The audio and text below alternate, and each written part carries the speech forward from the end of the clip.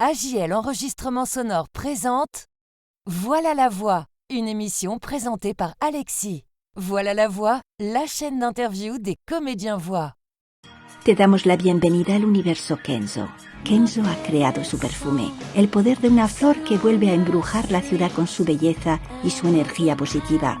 ¿Sabías que cada 15 segundos en el mundo se vende un frasco de Flower by Kenzo? Flower by Kenzo es un floral empolvado mítico con una firma reconocible entre todas. Flower by Kenzo. Je sais que mes enfants souffrent. Je le sens. J'ai aussi un petit-fils de 4 ans. Il me demande « Mamie, mamie, où tu es? Quand est-ce que tu viens ?»« Bientôt, mon chéri, je réponds. Notre relation a fini par se transformer en amitié. Et moi, je la voyais comme ma fille. Bonjour à tous et bienvenue dans Voilà la voix. Aujourd'hui, je reçois Rosa Ruiz, comédienne franco-espagnole et voix de nombreuses publicités, documentaires et livres audio. Formée au théâtre, elle a prêté sa voix à des marques comme Givenchy ou Desigual, tout en poursuivant une carrière riche sur scène. Avec elle, on va parler voix, doublage et de l'évolution du métier. Bienvenue à toi, Rosa, comment vas-tu? Bonjour Alexis, merci de me recevoir Eh ben, avec grand dans cette plaisir, merci à émission. toi. Merci à toi pour ta disponibilité, c'est très sympa. Ça va bien. Ça va, je t'ai bien présenté? Pas de bêtises? Non, non, pas de bêtises, pas de Ok, bêtises. bon bah nickel, tu me le dis, hein, sinon, y a pas de souci. Bon bah écoute Rosa, déjà je voulais savoir, toi, quel a été ton tout premier contact avec le monde de la voix? Avec le monde de la voix. Alors, ça a été en fait le monde de l'espagnol à Paris, parce qu'en fait, il y a une chose qu'il faut savoir, c'est qu'il y a énormément de voix étrangères qui s'enregistrent à Paris. Il y a beaucoup d'anglais, d'américains, d'espagnols, allemands, etc., qui travaillent beaucoup sur Paris.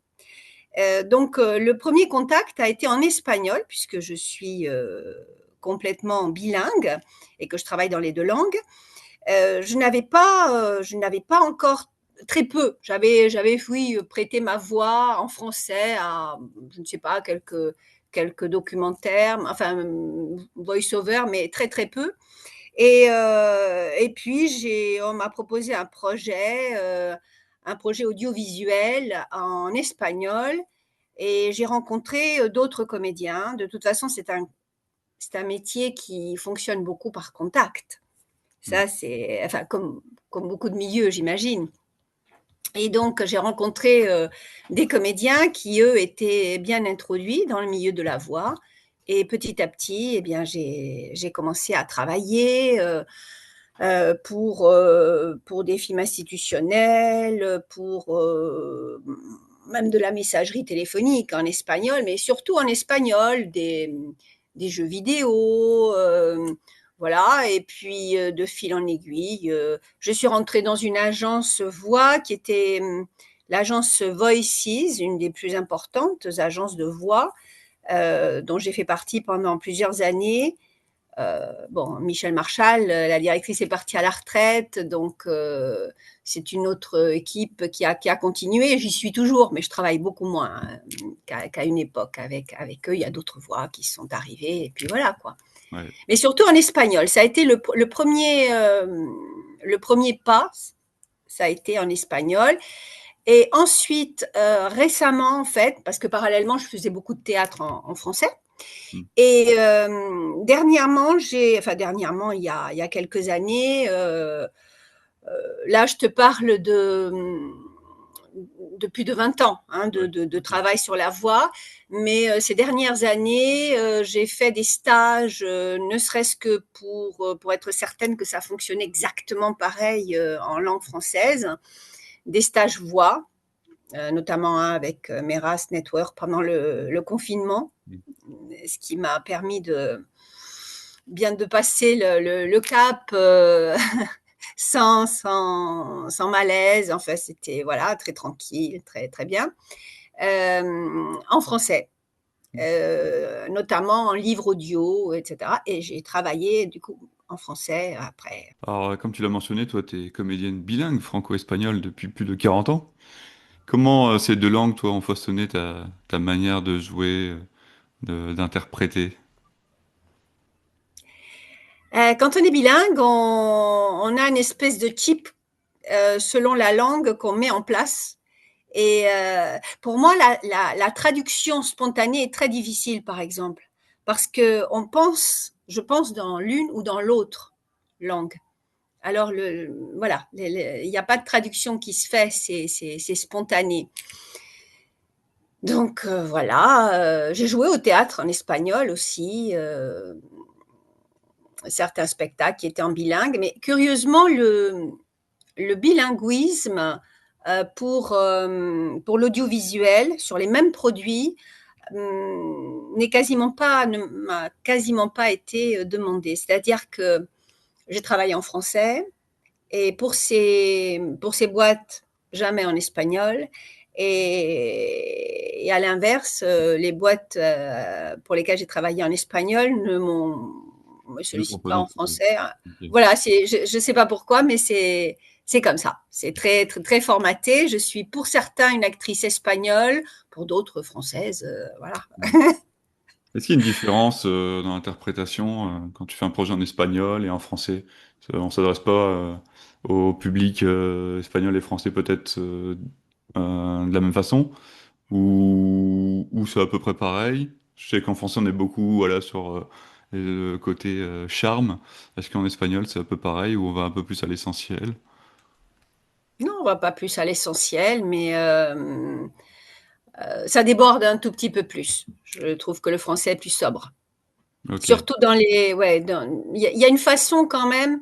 Je remarque dans les documentaires, il faut pas, En c'est très français? cadré en français, ouais. Ouais. En français, Ok, ouais, ouais, ouais. ouais, D'accord, il pour n'y a pas toi. de débordement, ouais. Il y a plus D'accord. de débordement en espagnol, je trouve.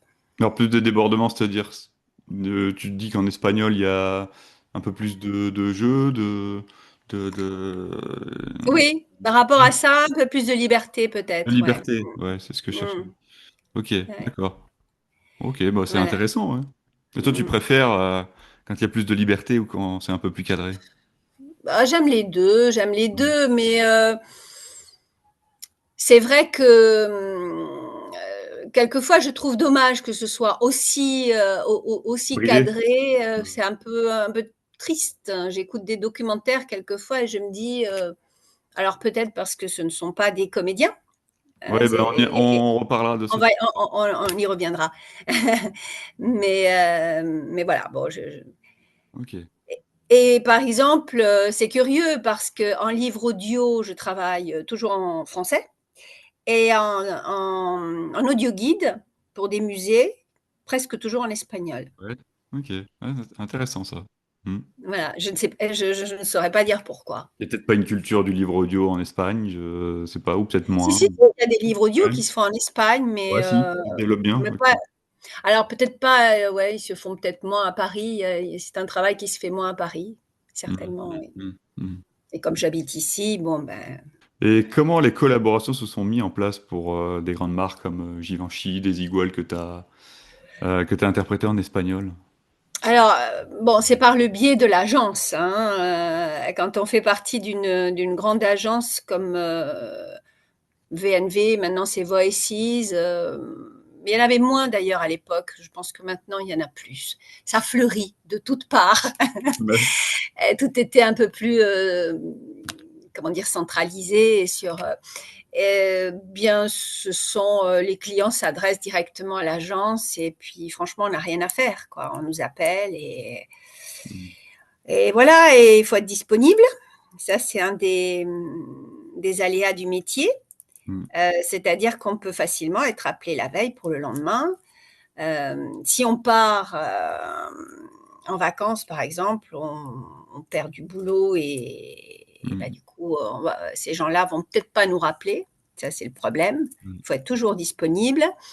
Et moi, il m'est arrivé d'avoir des confirmations pour des pubs la veille à 9 heures du soir pour le lendemain. mm. Ouais. C'est carrément. Et même une fois, je me souviens, euh, je suis allée donc à l'enregistrement.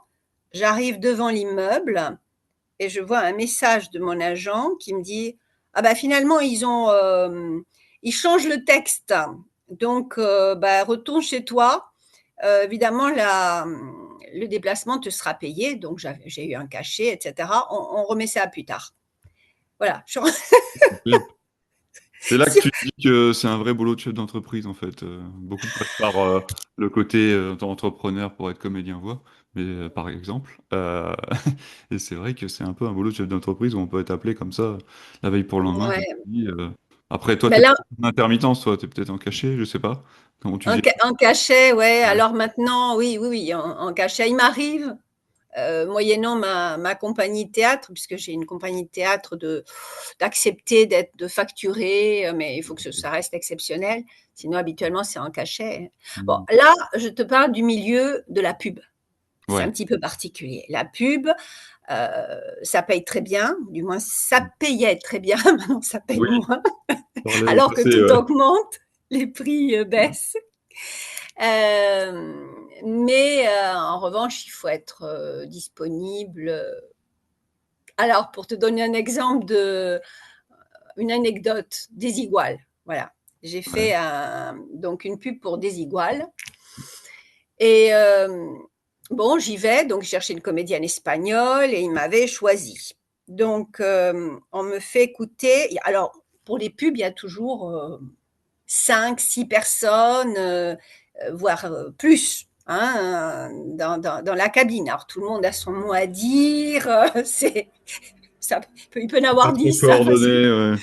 Voilà, non, moi je trouve que moi, la première, bon, pour dire une phrase ou une signature, quelquefois on devient chèvre, c'est-à-dire à la fin, on ne sait plus, au bout de 2 heures, parce que ça peut durer 2 heures facile pour simplement dire, voilà, on ne sait plus où on en est, on est un peu bon, fatigué quand même et là, on me dit non, mais il faut voir comment on le dit parce que l'actrice, elle est américaine, la mannequin qui le dit à la base, elle est américaine. Donc voyons comment. Alors elle le dit avec un accent américain, etc. Ah oui, désigual, etc. Finalement, au bout de 2 heures, parce que j'avais un autre enregistrement et qu'il a fallu faire court, hein, sinon ça aurait pu durer encore. Eh bien, on m'a fait dire désigual avec un accent américain. Voilà, c'était bien la peine de prendre une comédienne espagnole pour ça. Voilà, ça c'est Ok. la pub. Pour le reste, Faut quand même, c'est un peu plus. faut que Voilà, ça colle avec le reste du texte, parce que sinon, c'est compliqué.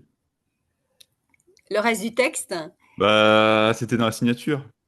Les c'était iguales, la signature, mais c'est tout ce que j'avais à ah, il y dire. avait que la signature, ok. Ah, il n'y avait que Ah, la peut-être que tu avais. signature. Parce que des fois, tu as la signature à la fin, mais tu as un petit texte avant. Il faut que ça Pas colle, quoi. toujours, pas Tu fais toujours, pas pas l'accent sur toujours. un texte. Ouais, ouais, ouais, pas toujours, ouais. Ah, là, je savais pas, ouais. Ok. Voilà, c'était juste la signature, voilà. Ok. Signature, 2 heures d'enregistrement.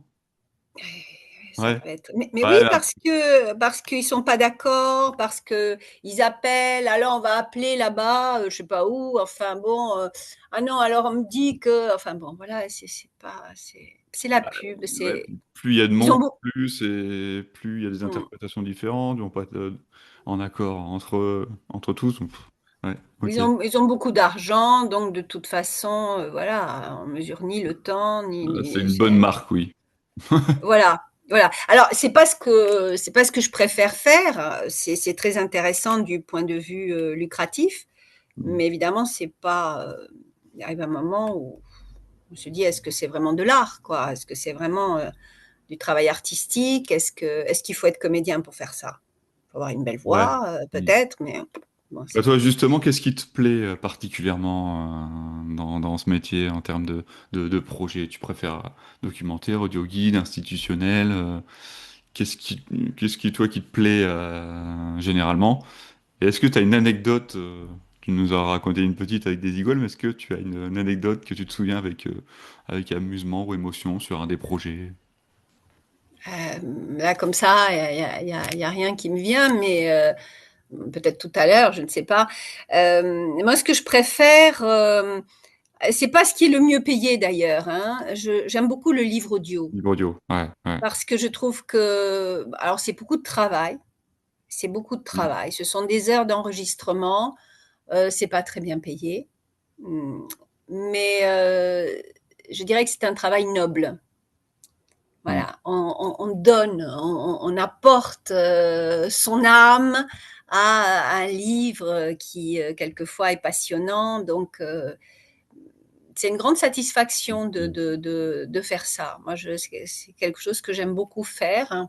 Bah, ça tombe bien, on en parlera, un petit peu plus tard du livre audio. Ça tombe bien, je préparais des questions là-dessus donc, comment abordes-tu, toi, le travail vocal différemment selon le type de projet? Toi qui es comédienne, qu'est-ce qui est important pour toi, dans dans cette variété, diversité de travail et de projets? Alors quelquefois on me demande, il m'est arrivé rarement, mais ça m'est arrivé de m'envoyer l'extrait en anglais, par exemple. Me dire: «Voilà, on cherche ce type de voix» et ça, c'est très bien parce que ça me permet de me conditionner, de dire: «Voilà, c'est ça qu'ils cherchent». Donc j'y vais et je sais déjà ce que je vais pouvoir faire par rapport à ça. Ça m'est arrivé quelques fois. Sinon, c'est bien de demander, vous avez quel extrait vous a plu? Hein, c'est par rapport à quel extrait que vous avez choisi ma voix? Parce que ça permet de donner une idée aussi de il peut y avoir une confusion, il peut y avoir, moi quand on m'appelle, il y a beaucoup de choses à demander. D'abord, c'est en français ou en espagnol que vous avez besoin de moi? Oui. Ou les 2, voilà. Et puis selon, l'âge du rôle, je peux faire des voix différentes. Il m'est arrivé de jouer des enfants, des jeunes filles et puis des femmes mûres. Donc, selon le projet, ça me permet de. Moi, j'aime bien, en tant que comédienne, je sais que beaucoup de comédiens voix ne veulent rien savoir. Ils arrivent et puis voilà, et puis on improvise. Bon, je peux faire ça. Mais c'est vrai que j'aime bien une préparation en tant que comédienne. Une préparation dans ma tête. Il ne s'agit pas de travailler pendant des heures à la maison, mais un conditionnement. Voilà, je me prépare pour tel rôle.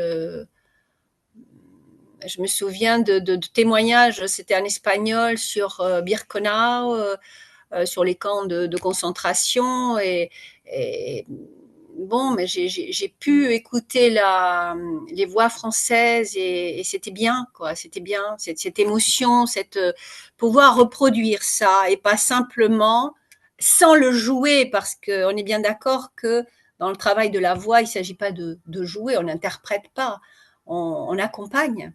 Mmh, mmh mh. C'est un peu, je trouve que c'est un peu similaire au travail du masque, du travail masqué au théâtre. J'ai fait un petit peu de masque balinais ou de commedia dell'arte Mmh. et on joue pas de la même manière. On est soi, mais on accompagne, on porte le masque, un peu comme la marionnette aussi.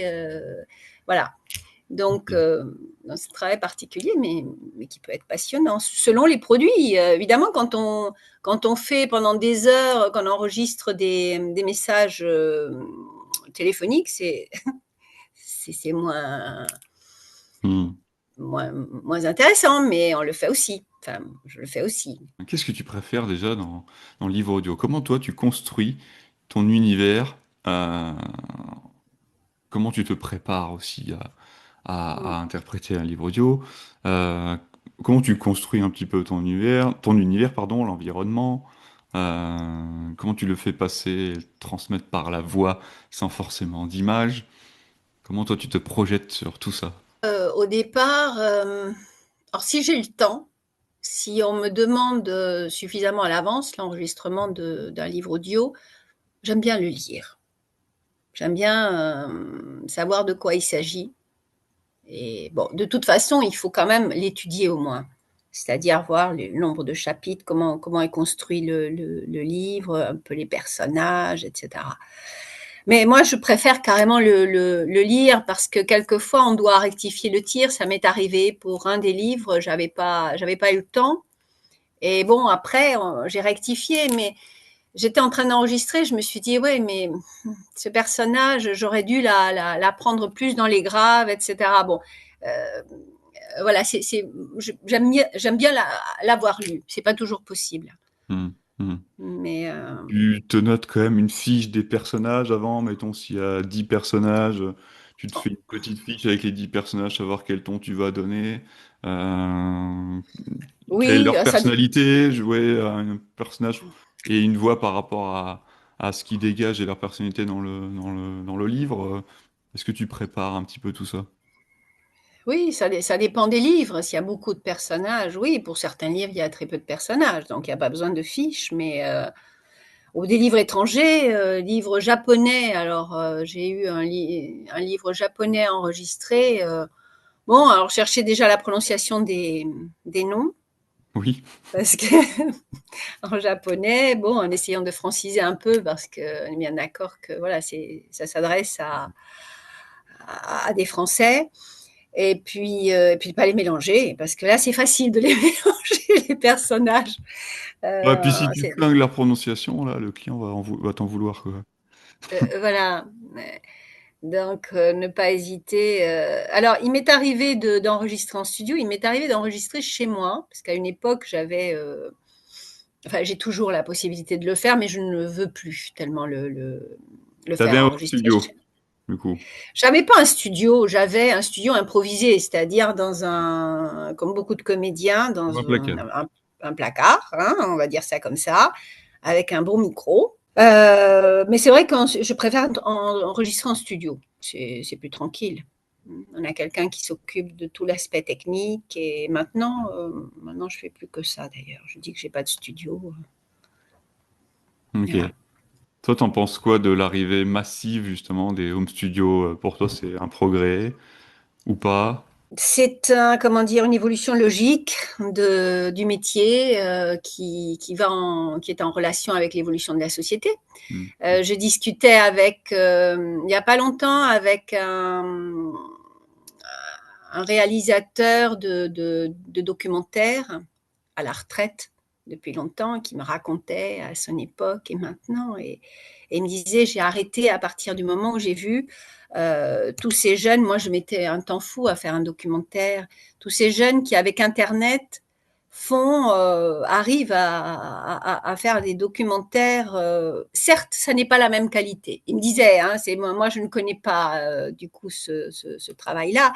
Il me disait, c'est pas la même qualité, c'est fait à toute vitesse, mais ça se vend bien.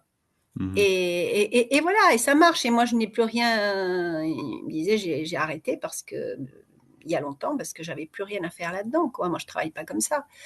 Tout a évolué dans ce sens-là.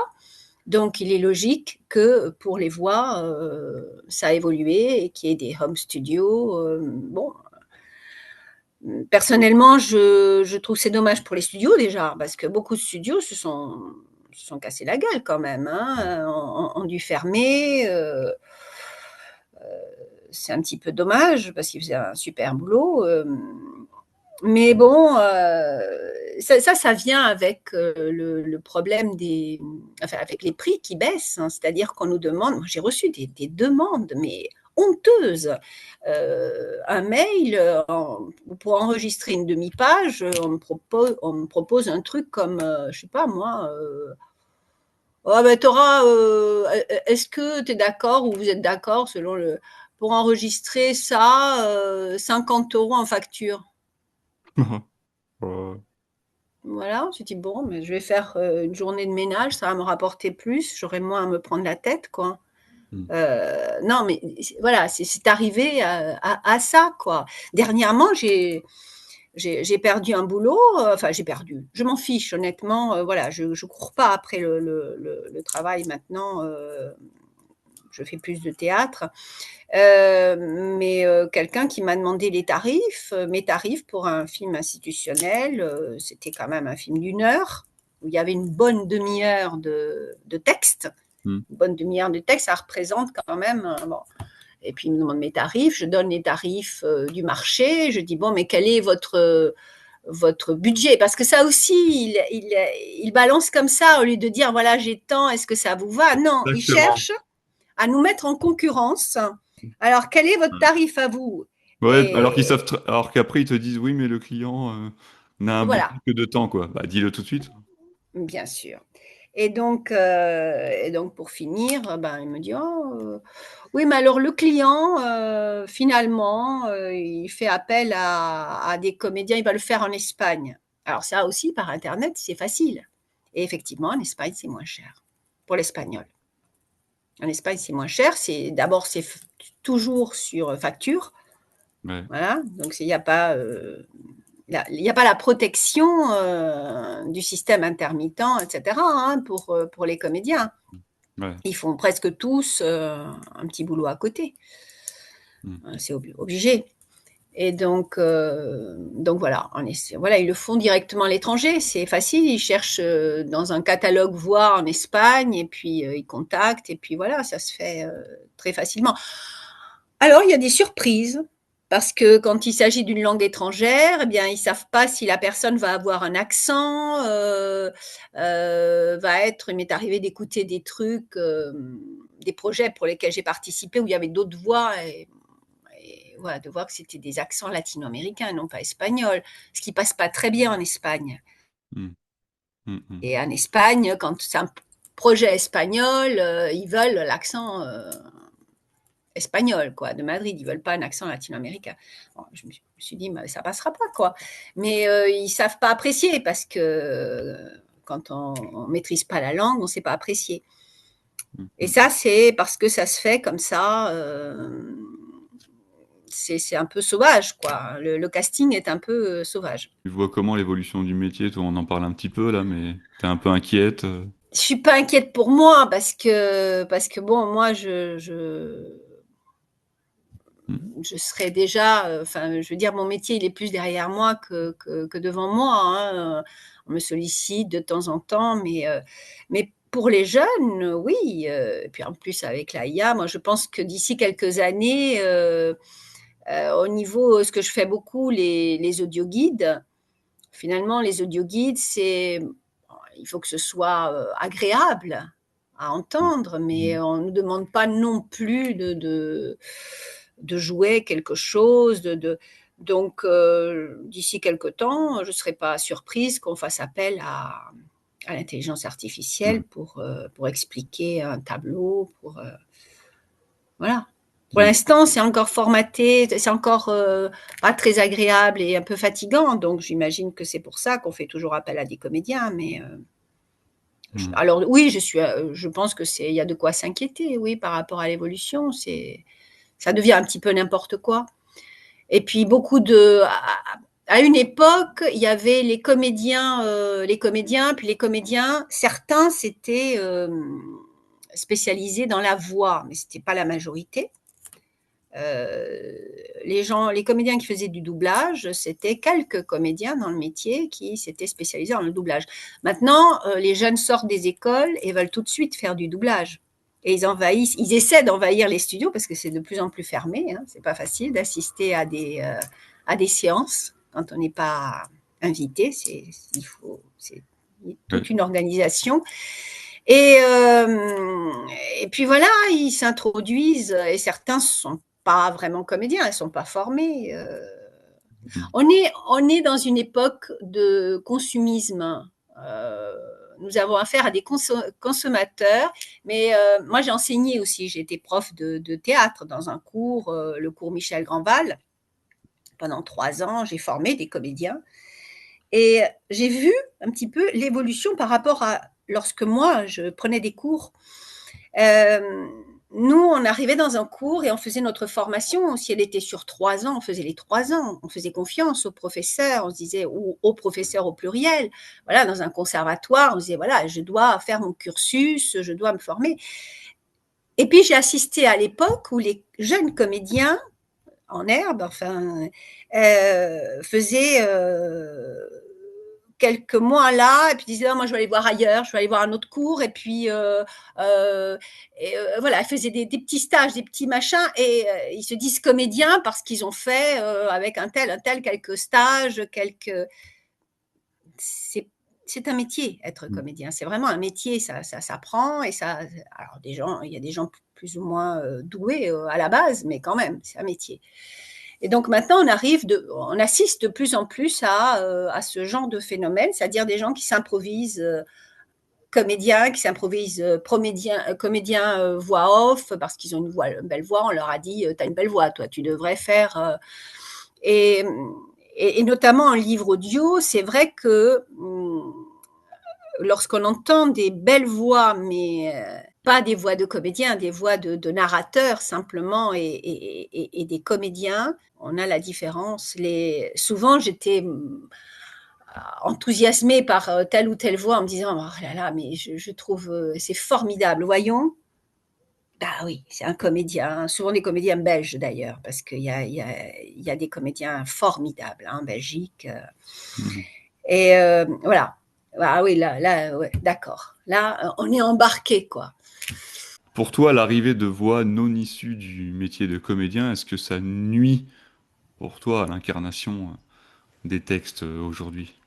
Le fait d'être pas comédien, comme tu dis, et de basculer vers la voix. Est-ce que pour toi, ça nuit à la qualité des textes? Oh, ah oui, mais sans aucun doute. Ok. Sans aucun doute, oui. Mais il manque une émotion, il manque une dimension. Mmh. Hmm. Parce une belle voix, elle accompagne pas pendant un livre. Elle n'accompagne pas pendant tout le livre. C'est-à-dire qu'elle peut être formidable au début, mais on s'en lasse. S'il n'y a que la voix. Sur du format court, pour toi, une belle voix peut-être Voilà, faire la format court, différence. exactement. Ouais, ouais, ouais. Tu as doublé quelques comédiennes hispanophones. Comment travailles-tu à la justesse, toi, d'un doublage? Bah, alors le doublage, c'est vraiment quelque chose qui ne se prépare pas. Enfin, ça dépend, hein. Il peut y avoir un casting pour un personnage important, il peut y avoir des castings, auquel cas effectivement, on entend ce que la VO au départ. Mm. Mais sinon, on arrive, bon, pour tel ou tel personnage, voilà, et puis on nous explique, sur place ce qu'on attend de nous. Voilà, moi le dernier, que j'ai enregistré de rôle, on va dire un petit peu important, enfin, j'ai pas fait énormément de doublage, hein. C'est Paz Vega dans le dernier Rambo, Last Blood, voilà donc c'était, personnage de la journaliste, hein. Mhm. Et ça, c'était encore je dirais l'ancienne génération de DA. Mm. J'ai fait ça avec Danielle Perret. Elle m'appelait systématiquement pour des rôles en espagnol quand elle est âgée. Maintenant, c'est sa fille, mais je la connais pas. Je suis pas dans ses petits papiers. Enfin, je la connais pas. Et voilà, je travaillais beaucoup avec la mère, avec Danielle Perret. Alors, sur ces doublages-là, on prend son temps quand même. On voit l'extrait une fois, deux fois, on fait un essai. Voilà. Il y a une façon de travailler qui est très agréable parce qu'il y a une vraie direction d'acteur. Mm. Et comme ça, j'en ai fait, mais je dirais que ça appartient un peu au passé, quoi. Dernièrement, ça s'est pas passé comme ça, quoi. Et dans les séries, il faut que ça aille très vite. Il faut que ça aille très vite et on n'a Ouais, pas le temps justement, de. j'allais en parler. Toi, tu parles d'un jeu qui est devenu stéréotypé aujourd'hui Oui, au doublage de série. Qu'est-ce qu'on y perd concrètement, selon toi? Pourquoi ça a évolué en ce sens-là? ben on perd tout, tout, la qualité de jeu. Enfin, j'ai plusieurs exemples. Bon, là, ça date sur la série Breaking Bad, parce que ça fait un moment que je regarde pas de série. Mais Breaking Bad, par exemple, c'est des comédiens, mais c'est superbes comédiens, quoi. Hollywoodiens, c'est vraiment de grands acteurs. Mm. Quand on regarde en français, bon, on se dit c'est une série. Ça se résume à une série. Il y a pas du tout, du tout, du tout cette qualité de jeu. Il y a pas longtemps, je regardais sur Arte, ils ont programmé Guerre et paix de Tolstoï, Mm. l'adaptation donc réalisé par la BBC, par les acteurs anglais, de formidables acteurs, quoi. Et ma télé, par défaut, se mettait toujours en français. Et quand j'entendais, c'était plus fort que moi. Non, c'est pas. On entend des voix formatées, une façon de parler qui est toujours la même. Il n'y a pas de particularité, il n'y a pas Et je trouve Émotion. ça dommage. Ouais, je trouve ça dommage. Ok. Moi, j'ai beaucoup travaillé en doublage. Essentiellement, c'était pour travailler en français avec l'accent espagnol. C'est-à-dire, on me demandait, ou latino-américain, on me disait, voilà, est-ce que tu peux nous faire un peu d'accent, un peu plus, un peu moins, voilà, pour tel ou tel personnage. C'était surtout pour ça qu'on me. Mais même ça, à l'heure actuelle, ils font plus, c'est-à-dire ce sont les comédiens français de toujours, voilà, bon, on leur demande de faire un accent et bon, il n'est pas toujours réussi, mais voilà, ça passe comme ça.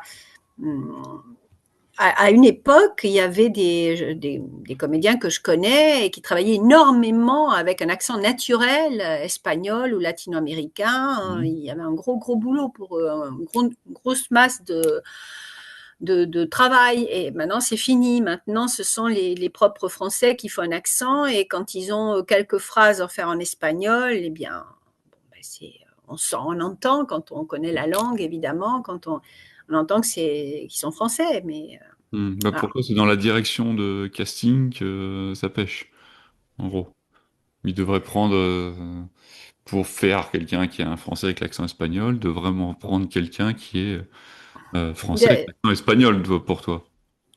Bah, quand même, oui, c'est préférable, surtout s'il s'agit de dire quelques phrases en espagnol. Bon, alors, peut-être que pour la majorité des Français qui ne parlent pas couramment espagnol, enfin, dont c'est pas la langue maternelle, ça ne pose pas de problème. Enfin, moi, ça me heurte, effectivement, d'entendre un accent français de la part d'un personnage qui est censé être espagnol ou latino-américain, quoi. Mm.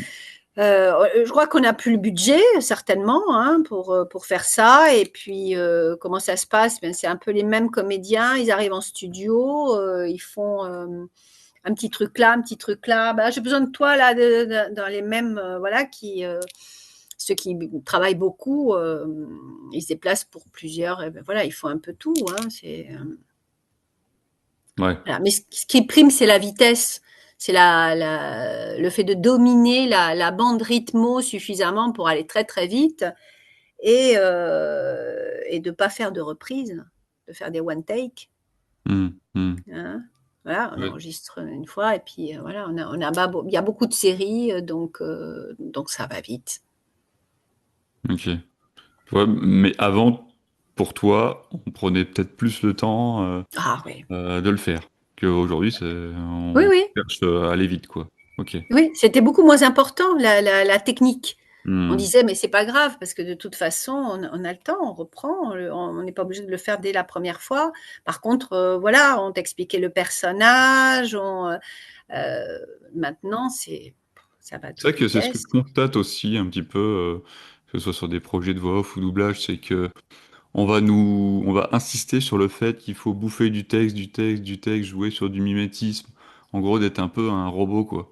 Mais je trouve qu'on y Voilà. perd un peu en émotion, en jeu, ça devient stéréotypé. On force là-dessus, quoi. Et même sur les formations doublage, on parle beaucoup, on met en avant le fait qu'il faut savoir euh, appréhender une bande rythmo, quoi. Mais je pense que le plus essentiel, c'est de savoir jouer, quoi, d'être comédien, quoi. Plutôt que de mettre en avant, oui, c'est important de savoir euh, lire une bande rythmo, mais qu'on le mette en avant plus ça que le métier de comédien, je trouve que c'est Ben, dommage. oui, c'est dommage. Mais moi, j'ai vu, puisque j'ai fait dernièrement enfin dernièrement, c'était pendant le Covid, j'ai fait une formation surtout de livres audio, mais il y avait aussi du doublage, donc pour me remettre un petit peu dans le bain, j'ai vu des jeunes, c'est avec des jeunes qui étaient pas comédiens, hein, qui avaient quelques mois de cours, etc., mais qui très vite, ouais, ils se sont lancés dans le métier. C'était Mais la qualité s'en ressent, bien sûr. Bah, quand on regarde ces séries-là, personnellement, alors que c'est ma branche et que je devrais m'y intéresser, je ne supporte plus de regarder des séries doublées. Ce ton formaté, cette façon de parler qui est toujours la même, et quelle que soit la situation, et euh, c'est fatigant à la longue, quoi. Donc je regarde toujours en VO. Hmm. Ok, ça marche. Le théâtre, tu dis que toi, ça reste au cœur de ton engagement artistique. Qu'est-ce que Oui. toi t'offre le plateau et que la voix ne peut pas t'offrir? Le contact direct avec le public, déjà, Hmm. C'est prenant. formidable. Ouais. Se retrouver face, bon, c'est un autre monde. Là, on est complètement isolé, voilà, du reste du monde, Hmm. Tu le temps préfères, d'une toi, t'aimes bien pièce. ce contact avec le public, cette osmose, tout ça? Toi, tu préfères, toi, dans ton jeu de comédienne? Oui, et puis y a pas de. Au théâtre, il n'y a pas la technique. Enfin, la technique, elle est à la base, mais on s'en occupe pas pendant qu'on joue. Hmm. Bon, ça, Hmm. c'est voilà, c'est acquis.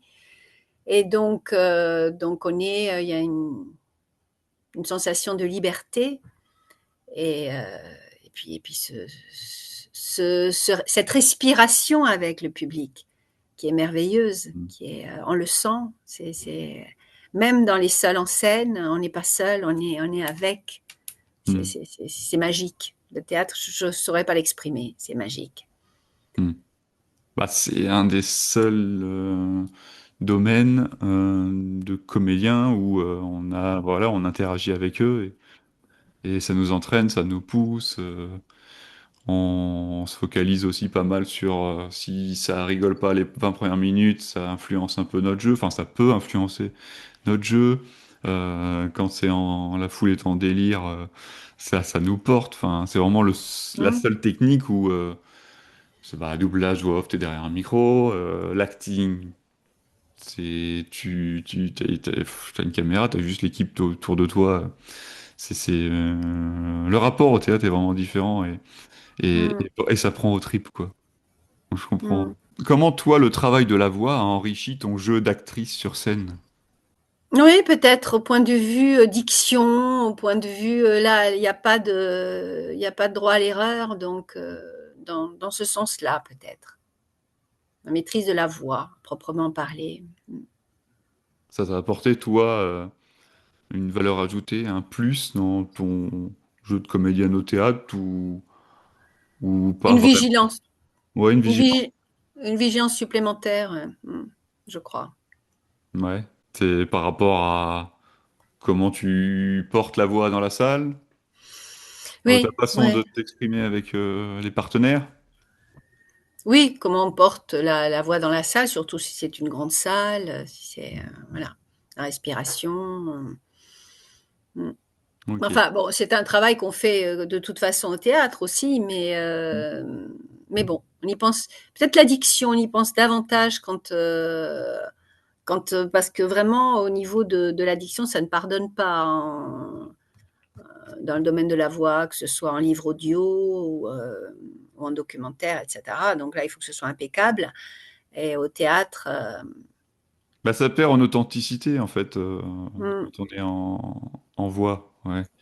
Genre, mm, parfait, tout ça. Et au théâtre, c'est vrai que par moment, bah, l'interprétation sera pas parfaite. On va mm, accrocher, on va assurer un mot, on va jouer un petit peu sur de la répartie et de l'impro. On va refaire une phrase. Enfin, c'est plus authentique, peut-être. mm.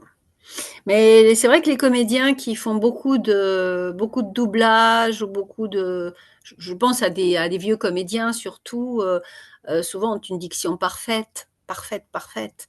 Si tu avais un conseil, toi, à transmettre à la nouvelle génération, ce serait lequel? Difficile. Donner des conseils pour faire quoi? Pour se spécialiser Bon. dans quel domaine? Bah ouais, surtout la voix essentiellement, vu que c'est un peu le sujet.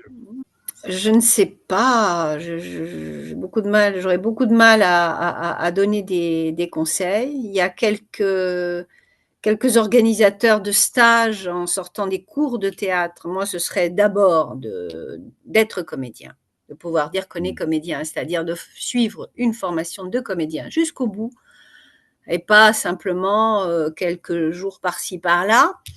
Et puis de se spécialiser en faisant des stages. Je cite Meras parce que c'est un bon organisme. Il y a aussi le magasin. Il y a quelques bons organismes de voix, de travail de voix. Donc je dirais, oui, commencer par une formation de comédien et puis essayer d'obtenir des stages AFDAS. Normalement, quand on est intermittent, il n'y a pas de problème pour se spécialiser dans ces domaines-là. Et après, ça permet aussi d'avoir des démos voix pour pouvoir prospecter, parce que c'est vrai que sans démo, c'est très difficile de prospecter. Et les envoyer, peut-être s'adresser à des agences voix aussi, pour essayer c'est plus facile quand on passe Mm. par des agences. Ok. Voilà. Vraiment d'être axé sur la formation de comédien, Au jusqu'au départ. bout, après faire ses bandes démos de qualité, prospecter. Ouais. Ok. Eh ben merci Rosa, merci pour cette Ben, interview. merci à toi, Alexis. Mm. Bah oui, c'était très sympa. Ouais. Puis bah écoute, bonne journée, bonne continuation, Merci beaucoup et et toi puis à aussi, bientôt. bonne continuation avec ces émissions. Super, merci.